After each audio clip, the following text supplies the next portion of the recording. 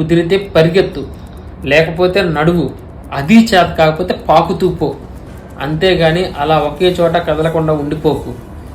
దేహానికి తప్ప దాహానికి పనికిరాని ఆ సముద్రపు కెరటాలు ఎగిసి పడుతుంటే ఉద్యోగం రాలేదని, వ్యాపారం దెబ్బతిందని, స్నేహితుడు ఒకడు మోసం చేశాడని, ప్రేమించిన వాళ్ళు వదిలి వెళ్ళిపోయారని అలా ఉండిపోతే ఎలా?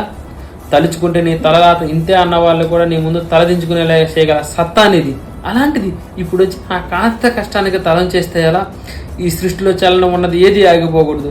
పారే నది, వీచే గాలి, ఊగే చెట్టు, ఉదయించే సూర్యుడు అనుకున్నది సాధించాలని నీలో కసిగా ప్రవహిస్తుందే, ఆ నెత్తురుతో సహా ఏది ఆగిపోవడానికి వీల్లేదు.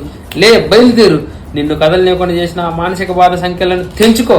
పడ్డ చోట నుండే పరుగు మొదలుపెట్టు. నీ పరుగు నిన్ను చేదరించుకోకముందే బద్ధకాన్ని వదిలేయి. నీ అద్దం నిన్ను ప్రశ్నించకముందే సమాధానం వెతుక్కో. నీ నీడ నిన్ను వదిలేయకముందే వెలుతురులోకి రా.